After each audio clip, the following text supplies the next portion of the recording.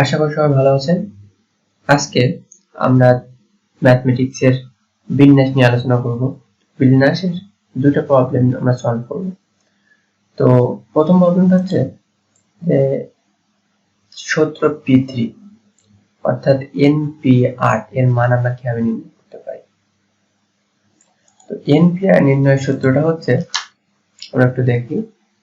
NPR আকারে যদি কোনো কিছু থাকে, NPR এরকম আকার যদি থাকে, তাহলে সেটাকে ভাঙলে আমাদের লিখতে পারবো n ফ্যাক্টোরিয়াল বা হচ্ছে n minus r factorial, n minus r factorial.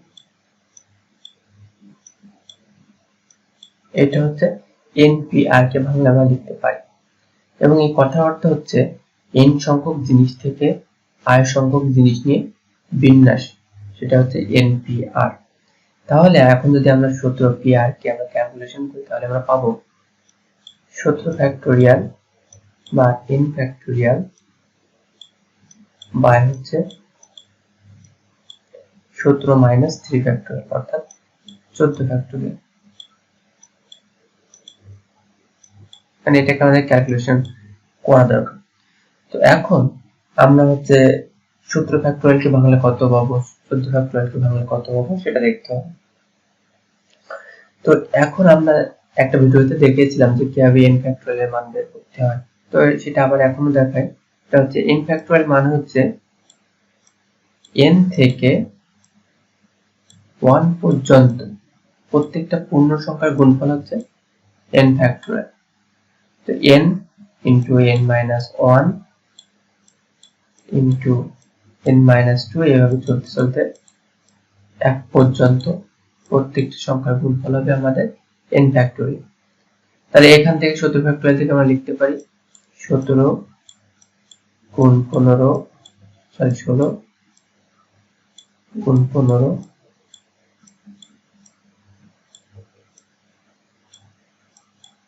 গুণ 14।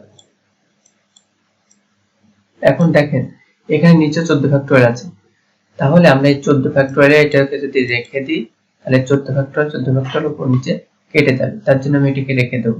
এখন এটাকে রেখে দেওয়া যায়।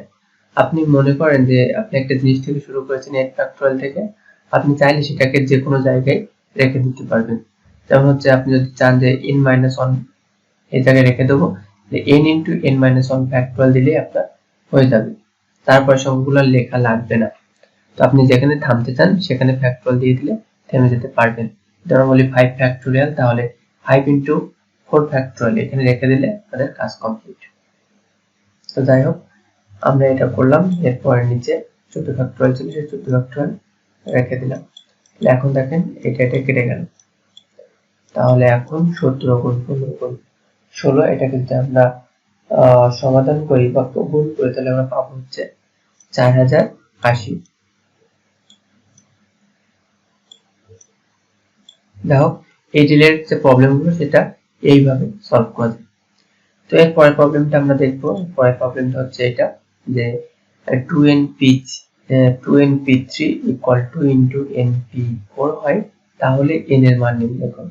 একটা সমীকরণ দেওয়া আছে, সমীকরণটাকে সমাধান করে আমাদের n এর মানটা বের করতে বলা হয়েছে। তো যাই হোক, এখন এটাকে আমাদের ক্যালকুলেশন করতে হবে।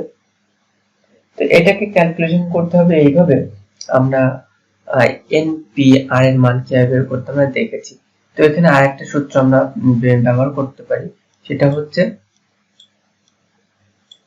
এখানে আমাদের যেটা শুরু হবে, মানে এখানে n হিসাবে যেটা থাকবে আর এখানে হচ্ছে r হিসাবে যেটা থাকবে, এইটাকে কমায় ততবার কমাতে হবে। এখানে r হিসাবে যেটা থাকবে ততবার এটাকে কমাতে হবে। অর্থাৎ আমরা যদি এখানে বলি যে 5p3 এরকম আছে, তাহলে এই ক্ষেত্রে আমরা যেটা করতে হবে, এই 5 কে ফ্যাক্টোরিয়াল আকারে লিখতে হবে এবং সেটাকে 3 বার কমাতে হবে।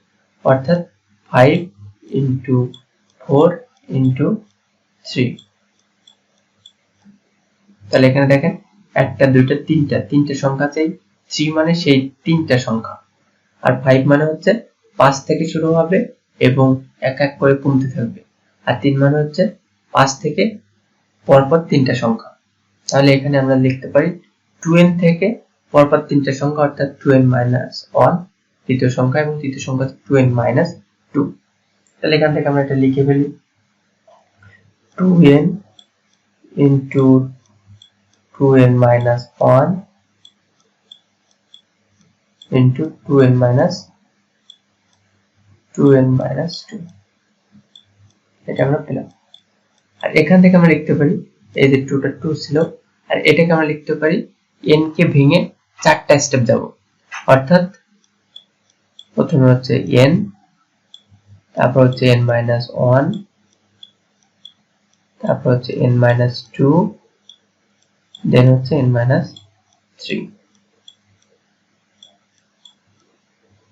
তাহলে দেখেন আমরা কিন্তু চারটা স্টেপ আছে, একটা দুইটা তিনটা চারটা, তো চার দ্বারা আমাদের চারটা স্টেপ পেছাতে হবে।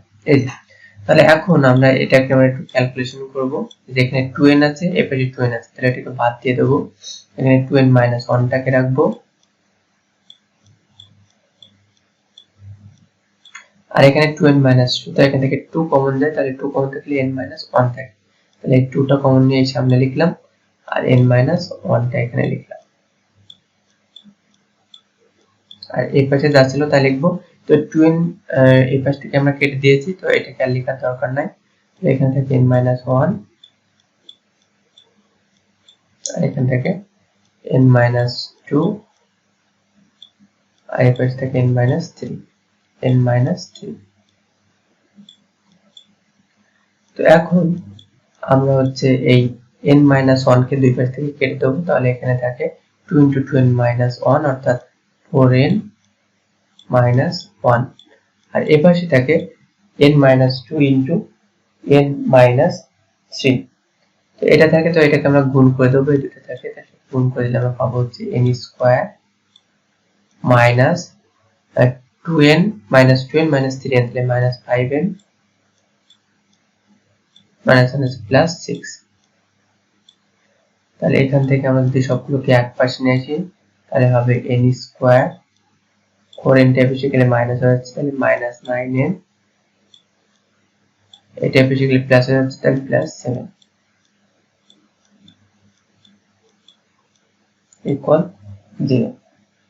তো এটাকে আমাদের মিডল টার্ম করতে হবে। সো একটা ভুল হয়েছে এখানে, এই যে হচ্ছে n 2n - 1 এর সাথে গুণ করে, তাহলে এখানে 2 হয়, তো এটা ভুল হয়েছিল, এখানে 2 হবে, সরি এখানে 8 হবে, তাহলে 8, 2 এ বসে গেলে 6 আর 2 8 হয়, তাহলে এখানে 8 হবে, 8। এটাকে মিডল টার্ম করতে হবে, তো মিডল টার্ম করলে আমরা পাবো n² - 8n - n + 8 = 0। এটাকে যদি আমরা সমাধান করি, তাহলে আমরা পাবো হচ্ছে n কমন নিলে n - 8 থাকে, n - 8 -1 কমন নিলে n - 8 থাকে। তাহলে এখান থেকে আমরা দুটো সমাধান পাচ্ছি, একটা হচ্ছে n - 1 আর একটা হচ্ছে n - 8। তো এখন আমরা তাহলে লিখতে পারি যে n - 8 into n - 1 = 0। তাহলে হয় n - 8 = 0, তাহলে সেখান থেকে আমরা n এর মান 8, আর একটা হয় n = 1। তো এখন দেখেন যে n এর মান হিসেবে যদি আমি 1 বসাই, তাহলে এটা কি হয়? এটা হয় হচ্ছে 2p3 = 2 × 1p4। তো এখানে বিষয়টা হচ্ছে এরকম যে আমি বলছিলাম যে npr এর কথার অর্থ হচ্ছে